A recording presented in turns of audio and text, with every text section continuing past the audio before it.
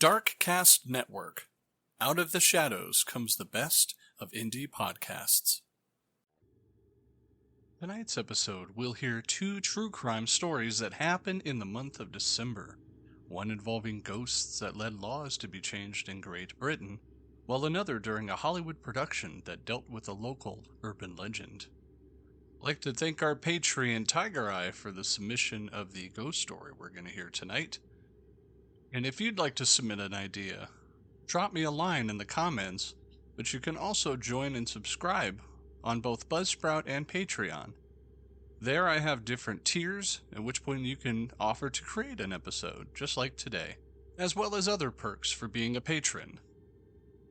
And moving on, our first story tonight is a true crime murder case called The Hammersmith Ghost. My name is DJ, and this is the Mythical True Crime Podcast.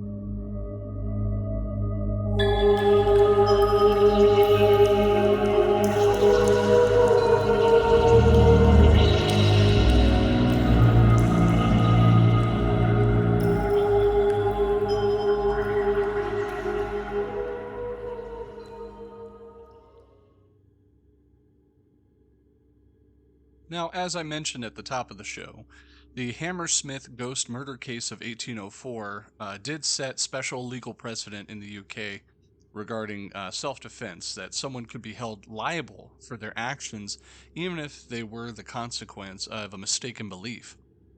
Now, near the end of 1803, many people claim to have seen or been attacked by a ghost in the Hammersmith area of London. A ghost believed by locals to be the spirit of a suicide victim. On January 3, 1804, a 29-year-old Excess officer named Francis Smith, a member of one of the armed patrols set up in the wake of the reports, shot and killed a bricklayer, Thomas Millwood, mistaking the white clothes of Millwood's trade for a shroud of a ghostly apparition.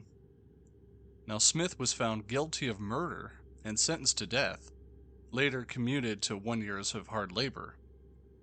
The issues, however, surrounding the case were not settled for another 180 years until the Court of Appeal decision in 1984. Now, from November 1803, a number of people in the Hammersmith area at the very beginning claimed to have seen, or at least some have even said that they were attacked by a ghost. Local people said that the ghost was that of a man who committed suicide the previous year and had been buried in the Hammersmith churchyard. The contemporary belief at the time that suicide victims should not be buried on consecrated grounds, as their souls would not be able to rest. The apparition was described as being very tall and dressed in all white, but was also said to wear a calfskin garment with horns and a large glass eye of other times. Stories about this ghost soon began to circulate around town. 2 women, and one elderly and the other pregnant, were reported to have been seized by the ghost on separate occasions while walking near the churchyard. They were apparently so frightened that both died from shock a few days afterwards. A brewer's servant named Thomas Groom later testified that while walking through the churchyard with a companion one night close to around 9 p.m., something rose from behind a tombstone and seized him by the throat.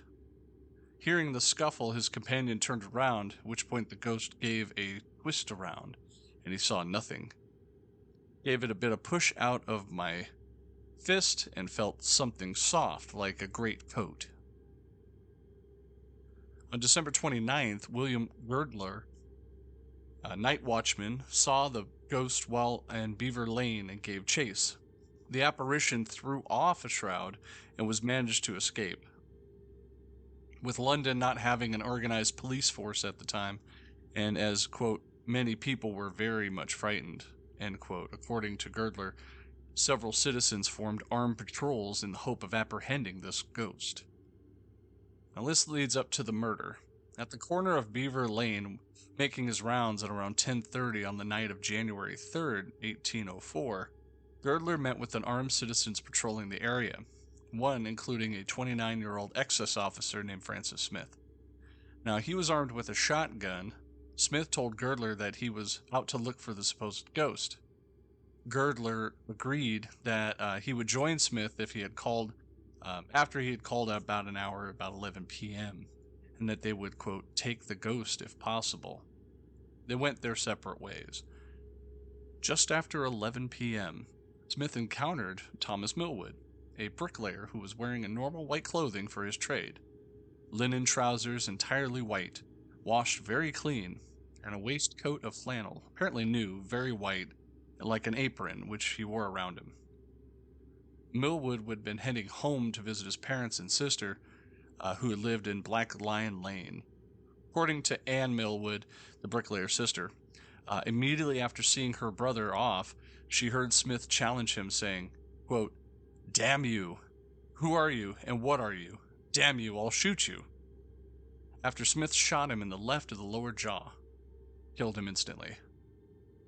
After hearing the shot, Girdler and Smith's neighbor, one John Locke, together with George Stowe, met Smith, who apparently was very much agitated upon seeing Millwood's body. The others advised Smith to return home. Meanwhile, a constable arrived at the scene and took Smith into custody. Millwood's corpse was carried into an inn where a surgeon, Mr. Flower by the name, examined the body on January 6th, pronounced him dead as a result of a gunshot wound to the left side of the lower jaw with a small shot, about a number 4, which penetrated the vertebrae of the neck and injured the spinal marrow. Now, his trial of Francis Smith, he was tried for willful murder.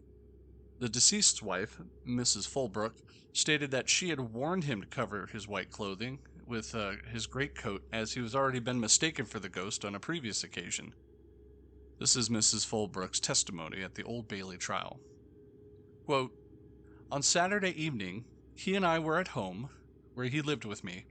He said he had frightened 2 ladies and a gentleman who were coming along the terrace in a carriage, for that the man said he dared to say, 'There goes that ghost.'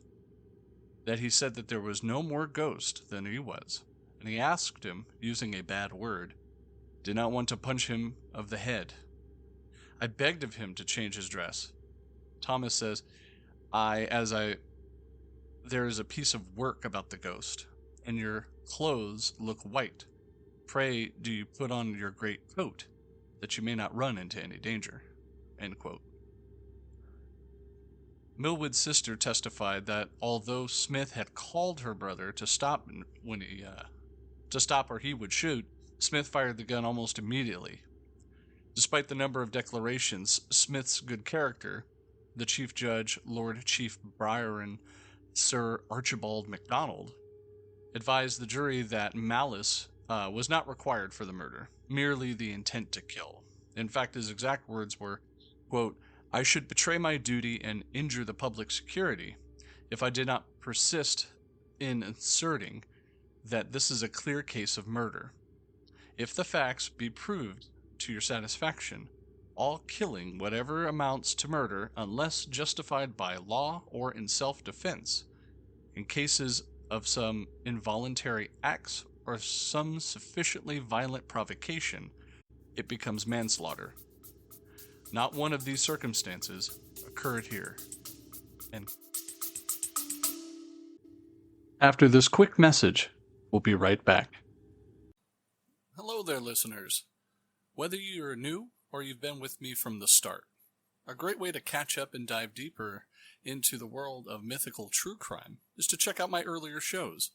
I've covered everything from Bigfoot to aliens and ghosts. Take a moment and browse through the past episodes, and don't forget to subscribe if you haven't already. Your support means everything to me.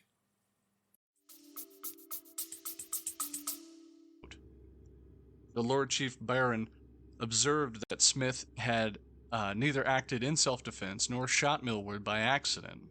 He had not been provoked by any supposed apparition, nor had he attempted to apprehend him.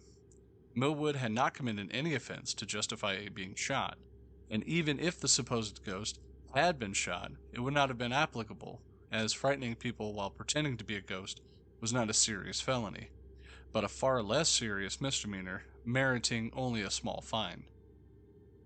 The judge closed his remarks by reminding the jury that the previous good character of the accused meant nothing to this case. MacDonald directed the jury to find the accused guilty of murder if they believed the facts presented by the witnesses. After considering for an hour, the jury returned with a verdict of manslaughter. MacDonald informed the jury that, quote, the court could not receive such a verdict, and that they must either find Smith guilty of murder or acquit him. That Smith believed Millwood was a ghost was irrelevant. The jury then returned with a verdict guilty. After passing a customary sentence of death, MacDonald said that he intended to report the case to the king, who had the power to commute the sentence. The initial sentence was of hanging, and dissection was commuted in the year's hard labor. A huge publicity was given to this case and persuaded the true culprit to come forward. A man named John Graham, an elderly shoemaker, had been pretending to be the ghost, using a white sheet to frighten his apprentice, who had been scaring Graham's children with ghost stories. Now, there's no record of Graham ever being punished. At least I couldn't find. Now, what does this have the effect on UK law? Well, the question of whether acting on a mistaken belief was such sufficient defense for a criminal charge that was debated for more than a century until it was actually clarified in the Court of Appeal in a case R.V. Williams in 1984 concerning the appeal heard in November 1983. The appellant, Gladstone Williams, had seen a man dragging a younger man violently along a street, while the latter shouted for help.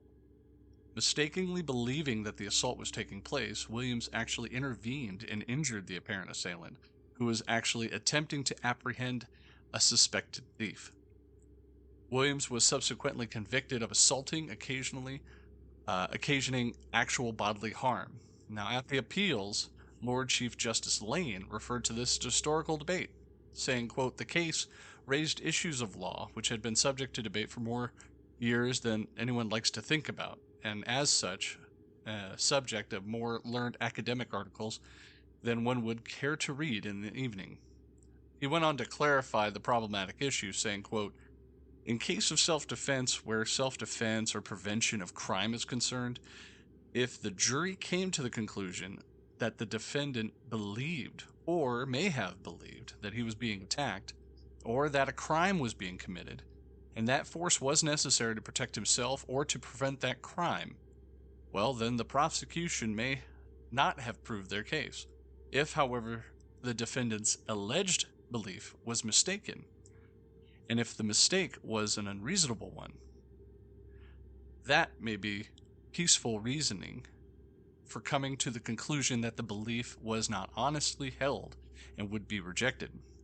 Even if the jury did come to the conclusion that the mistake was an unreasonable one, if the defendant may genuinely have been laboring under it, he is entitled to rely upon it.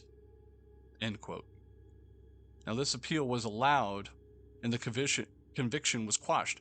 The decision was approved by the Privy Council, Beckford versus the Queen in 1888, and that was later written into law in the Criminal Justice and Immigration Act of 2008, Section 76. You can look for that online. I don't know. That was a very interesting story.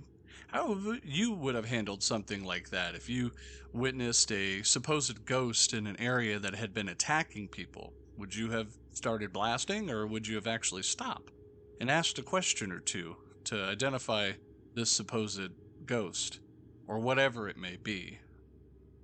What you would have done on X, formerly Twitter, Instagram, or my Facebook page. You could even join and subscribe my Patreon or Buzzsprout subscription service, and you can contact me there. Now let's move on to our next true crime story. Now this one's quite bizarre as it involves a local urban legend. I don't know if you knew this, but I am located in sunny Southern California, and while there is plenty of urban legends to go around across our great country, this is a local one that I heard of personally myself.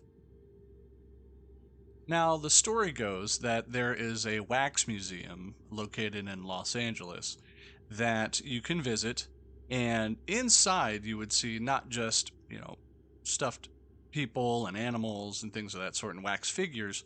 But in one of the rooms, it wasn't a wax figure or a mannequin to speak of, but that of actual human remains. Now, on December 8th, 1976, the production crew of the television show The $6 Million Man was filming a scene for an episode called The Carnival of Spies, which took place in Long Beach, California at the Pike. Now, during that shoot, a prop man was there, thought to be wrangling all the wax mannequins that he was hanging in this particular scene from the gallows. One of the mannequins, however, when he reached for it, its arm broke off. And instead of wax or stuffing or anything like that, it contained a human bone and muscle tissue. Now, obviously, the police were called, and the mummified corpse that was found was taken to the Los Angeles coroner's office. On December 9th, a man named Dr. Joseph Choi conducted an autopsy that determined that that body was that of a human male who had died of a gunshot wound to the chest. The body had been completely petrified. It was covered in wax and had been covered with layers of phosphorus paint. Now, it weighed approximately 50 pounds, which is about 23 kilograms, and 63 inches, or 160 centimeters in height. Some hair was still visible on the sides and the back of the head, while the ears, toes, and fingers were missing. The examination also revealed incisions from an original autopsy and embalming. Tests conducted on the tissue showed the presence of arsenic, which was a component of embalming fluid only up until the 1920s. Now, tests also revealed tuberculosis in the lungs, that which this person had developed while working in the past, bunions and scars that were documented to be belonging to a particular victim. While the bullet that had caused the fatal wound was presumably removed from the original autopsy, the bullet jacket was found inside, and so was determined to be a gas check, which was first used in 1905 until about 1940. These clues helped investigators pinpoint the era from which this man had been killed. Further clues to the man's identity were actually found in the mandible bone that was removed for dental analysis. However, inside the mouth, there was also a 1924 penny and a ticket stub to the 140 West Pike sideshow and Louis Sonny's Museum of Crime. Investigators contacted Dan Sonny, who confirmed the body was that of a man named Elmer McCurdy. Forensic anthropologist Dr. Clyde Snow was then called in to help make a positive identification. Dr. Snow took radiology and radiographs of the skull and placed them over a photo of McCurdy taken at the time of death in the process called superimposition. It's when they take, kind of like tracing, you got a light on a image and you put a blank paper on top of that and you can trace an image. It's just a superimposing. Snow was able to determine that the skull was that of Elmer McCurdy. Now, a little bit more about Elmer McCurdy. He was an American bank and train robber in the Old West, believe it or not, who was killed in a shootout with police after robbing the Katy train in Oklahoma in October 1911. Dubbed the bandit who wouldn't give up, his mummified body was first put on display in Oklahoma Funeral Home and then became a fixture on a traveling carnival and sideshow circuit during the 1920s throughout the 1960s. However, after changing ownership several times, McCurdy's remains eventually just wound up at that Pike amusement zone in Long Beach, where they were later discovered by that film crew. Now, McCurdy was born in Washington, Maine on January 1st, 1880. He was the son of a 17-year-old Sadie McCurdy, who was unmarried at the time of her birth. The identity of McCurdy's father is unknown. One possibility is Sadie's cousin, Charles Smith, who McCurdy would later use the name Charles Smith as an alias. Now, in order to save Sadie the embarrassment and shame of raising an illegitimate child, her brother George and his wife Helen adopted Elmer. Now, after George died of tuberculosis in 1890, Sadie and Helen moved with Elmer to Bangor, Maine, where Sadie eventually told her son that she, not Helen, was the mother, and that she was unsure of who the biological father was. The news disturbed McCurdy, who grew resentful and became, quote, unruly and rebellious. As a teenager, he began drinking heavily, and a habit that would continue throughout the rest of his life. McCurdy eventually returned to Maine to live with his grandfather and became an apprentice plumber. He was a competent worker and lived comfortably until an economic downturn of 1898, when McCurdy lost his job, and then later in August 1900, his mother died of a ruptured ulcer. His grandfather died of Bright's disease in the following month. Shortly after his grandfather's death, McCurdy left Maine and began drifting around the eastern United States, where he worked as a lead miner and a plumber. He was unable to hold a job for any extended period of time due to his alcoholism. He eventually made his way to Kansas, where he worked as a plumber in Cherryvale. Now, after that, he moved to Kansas, where in 1905 he was arrested for public intoxication, at which point he then moved to Webb City, Missouri. In 1907, McCurdy joined the U.S. Army. Assigned at Fort Leavenworth, McCurdy was a machine gun operator and was trained to use nitroglycerin for demolition purposes. The extent of his training was likely minimal, however, as he was honorably discharged from the Quartermaster Corps in November 7, 1910. McCurdy then made his way to St. Joseph, Kansas, where he met with an Army friend of his. On November 19th, McCurdy and this friend were arrested for possessing burglary paraphernalia: chisels, hacksaws, funnels of nitroglycerin, I believe even gunpowder and money sacks. Now, in the St. Joseph Gazette reported that during the arraignment, McCurdy and his friend told the judge that the tools were not intended for burglary, but they were just tools needed to work a foot-operated machine gun that they had been inventing. In January 1911, a jury found McCurdy not guilty, and after his release from county jail, McCurdy's short-lived career as a bank and train robber began. His robberies were generally bungled affairs due to McCurdy's ineptitude. Some of the crimes McCurdy decided that he incorporated his training with nitroglycerin into his robberies. Now, this often caused problems as he was overzealous and failed to correctly determine the proper amount to use. By March 1911, McCurdy had been again relocated to Lenape, Oklahoma, and on March 24th, 1911, he and 3 other men decided to rob the Iron Mountain, Missouri Pacific train number 104 after McCurdy heard that it had one of the cars containing a safe with $4,000 cash in it. They successfully stopped the train and located the safe, at which point McCurdy put the nitroglycerin on the safe's door to open it, but he used too much. The safe was completely destroyed by the blast, and as well as the majority of the money. McCurdy and his partners managed to net $450 in just silver coins, and most of that were melted and fused to the safe's frame. On September 21st, 1911, McCurdy and 2 other men attempted to rob the Citizens Bank in Chautauqua, Kansas. My apologies if I don't know how to pronounce that. After spending 2 hours breaking through the bank wall with a hammer, McCurdy placed nitroglycerin charge on the door of the bank's outer vault. There, the blast blew the door's vault through, and the bank destroying the interior, but not damaging the safe inside the vault.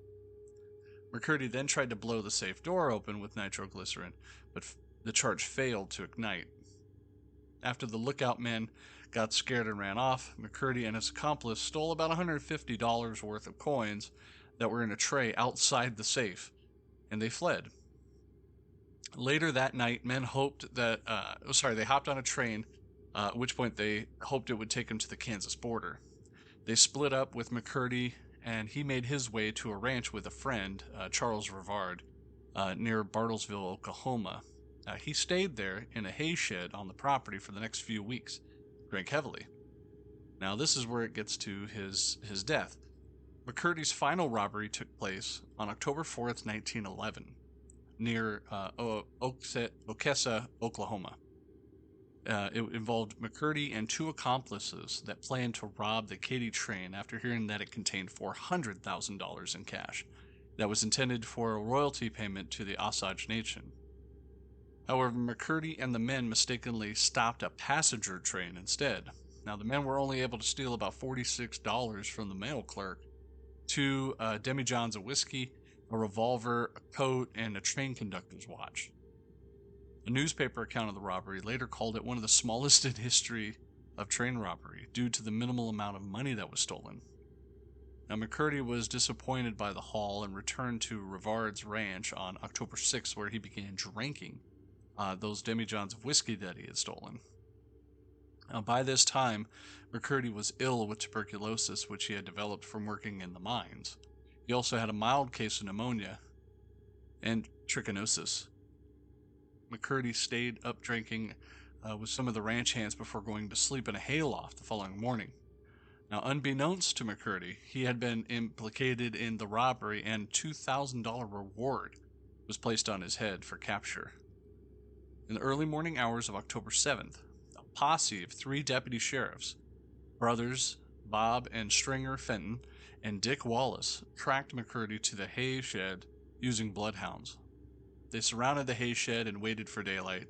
Now, an interview in October 8th, 1911 edition of the Daily Examiner, Sheriff Bob Fenton recalled, quote, "It began just about 7 o'clock. We were standing around waiting for him to come out when the first shot was fired at me. It misses me, and in turn his attention to my brother, Stringer. He shot 3 times at Stringer, and when my brother got under cover, he turned his attention to Dick Wallace. He kept shooting at all of us for about an hour. We fired back every time we could. We did not know who killed him, but we did find one of the jugs of whiskey which had been taken from the train.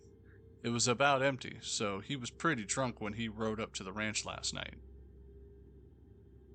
McCurdy was killed by a single gunshot wound to the chest, which he had sustained while lying down. Now, McCurdy's body was taken to the undertaker in Pawhuska, Oklahoma, where he went unclaimed.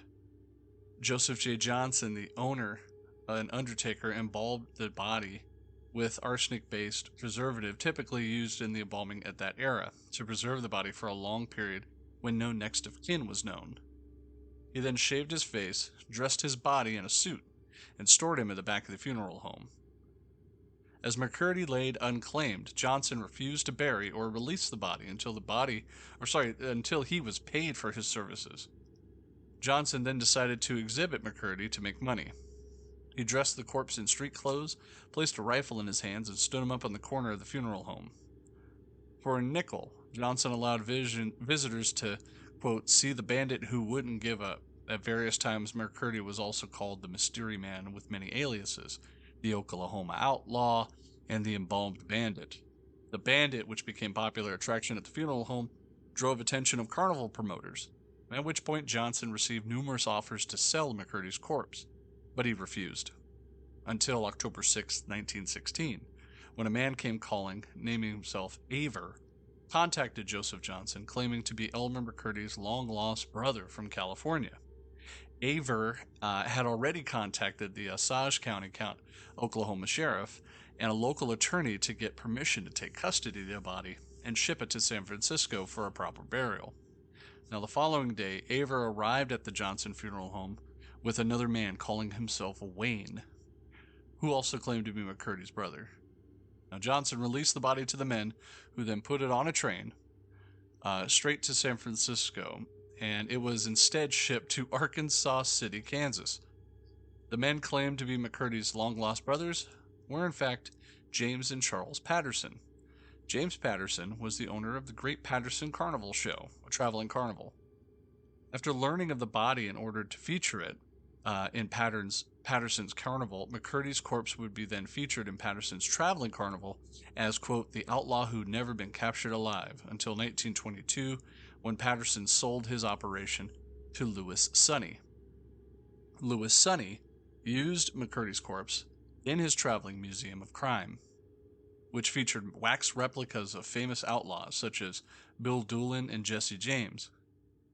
In 1928, the corpse was part of an official sideshow that accompanied the Trans-American Foot Race. In 1933, it was acquired for a time by director Dwayne Esper, who promoted the exploitation film Narcotic. The corpse was placed in the lobby of theaters as a dead dope fiend, whom Esper claimed he killed himself while surrounded by police after he had robbed a drugstore to support his habit. By the time Esper acquired McCurdy's body, it had become mummified. The skin had become hard and shriveled, causing the body to shrink. Now, Esper claimed that the skin's deterioration was proof that the supposed dope fiend's drug abuse. After Louis Sonny died in 1949, the corpse was then placed in storage in the Los Angeles warehouse. There it sat until 1964, when Sonny's son Dan lent the corpse to filmmaker David Friedman, and eventually made a brief appearance in Friedman's 1967 film She Freak. In 1968, Dan Sonny sold the body, along with the other wax figures, for $10,000 to Spoonie Singh, the owner of the Hollywood Wax Museum. Singh had bought the figures for two Canadian men who were exhibiting them in a show on Mount Rushmore. While being exhibited there, the corpse sustained some damage in a windstorm, such as the tips of the ears, along with fingers and toes being completely blown off. The men eventually returned the corpse back to Singh, who decided that it looked, quote, too gruesome and not lifelike enough for his exhibit. Singh then sold it to Ed Lurch, part owner of the Pike, which was an amusement zone in Long Beach, California. Now, by 1976, McCurdy's corpse was hanging in the Laugh in the Dark Funhouse exhibit in the Pike, which it was then rediscovered and had a proper burial. On April 22, 1977, a funeral procession had been conducted to transport McCurdy to the Boot Hills section of the Summit View Cemetery in Oklahoma. A graveside service attended by approximately 300 people was conducted, after which McCurdy was buried next to another outlaw, Bill Doolin. To ensure that McCurdy's body would never be stolen again, 2 feet of concrete was poured over the casket. And that concludes another captivating episode, delving into the world of mythical true crime.